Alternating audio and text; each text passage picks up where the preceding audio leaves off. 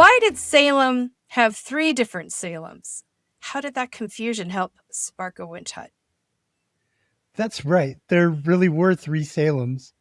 Of course, there was the town of Salem that encompassed all of it. But within that town, there were distinct communities.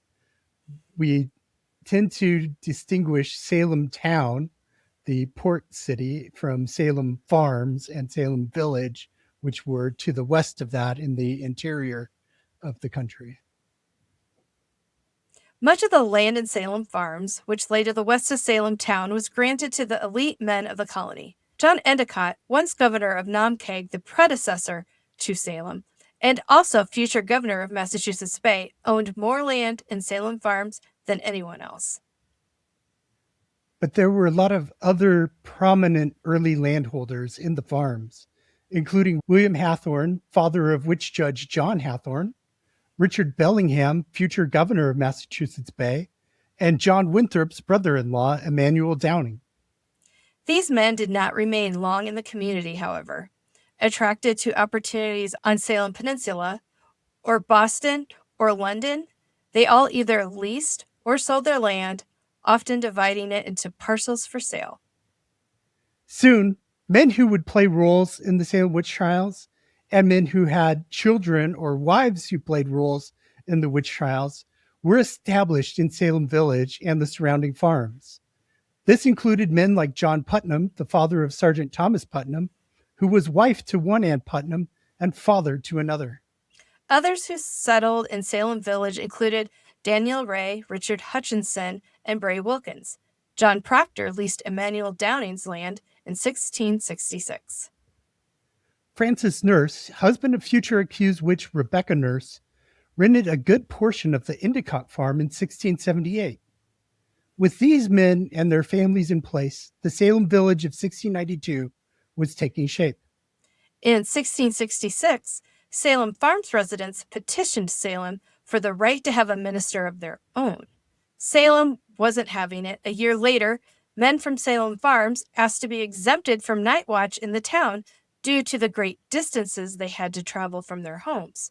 This proposal was rejected as well.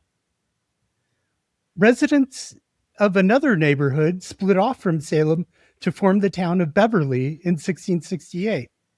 This seems to have encouraged many of the Salem villagers to push harder for independence from Salem Town.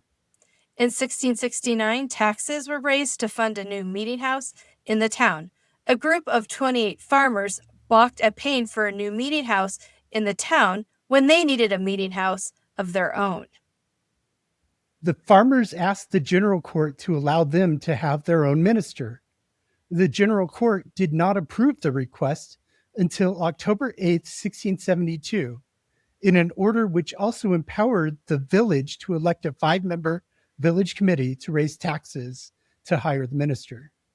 Then the village was at least recognized as a parish and allowed to have a minister, but not to form a church, meaning all the sacraments were still performed in the town church. Some who would attend the village meeting house remained members of the First Church of Salem and took communion there. Joseph Hutchinson, who's my 9th great-grandfather, who lived close to the center of Salem Village, donated the land for the meeting house. Yes, this is the infamous meeting house where the Salem Witch Trials examinations were held, where afflicted people flopped and wailed and screamed and writhed. In December of 1672, the village voted to build a meeting house on the gifted land and set a budget of £40. The meeting house was built in the spring of 1673. That year, the village hired its first minister, James Bailey. He served until 1679 when a group of villagers, including Bray Wilkins and Nathaniel Putnam, pressured him to resign. The next year, this faction won most of the seats on the village committee and forced him to step aside. George Burroughs was the town's next minister. Hired in November of 1680, he had preached in Falmouth, Maine, now Portland, for several years until that town was destroyed in King Philip's War, and he was forced to relocate to Salisbury, Massachusetts. Burroughs left Salem Village in the spring of 1683 after the village committee voted to stop paying him. He returned to Maine. It took a year for Salem Village to hire the next minister, Deodat Lawson, who was a controversial choice. One faction lobbied Salem Town in 1686 for permission to ordain him and form a church, while another petitioned Salem Town in 1687 not to ordain Lawson. Supporters included Captain John Putnam and Sergeant Thomas Putnam, while opponents were led by Joseph Hutchinson, Daniel Andrew, Job Swinnerton, and Joseph Porter. Joseph Hutchinson then fenced in the meeting house in a show of his disdain for Mr. Lawson. In February 1687, the Salem Town Committee told the two factions that Lawson would not be ordained and urged his supporters to just shut up about ordination already. Lawson left Salem Village less than a year after the town committee's decision. No new minister was hired until 1689. The previous November, villagers had open discussions with Samuel Parris of Boston and formerly of Barbados. He gave one sermon on November 25th, 1688, and the town voted him to be the next minister. After months of negotiations, Parris started to preach in the village in July 1689. And he was ordained, and the church was gathered on November 16th, 1689.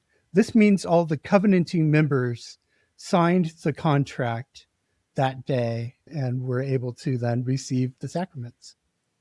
The hiring of Samuel Parris would go on to have the tragic outcome we all know about.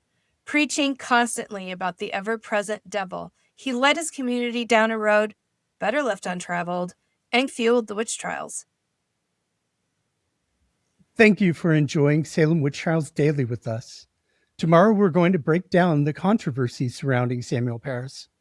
This video is part of a larger series of videos that make up the Salem Witch Trials YouTube course. For information on how to take advantage of the course, go to youtube.com/@aboutwitchhunts.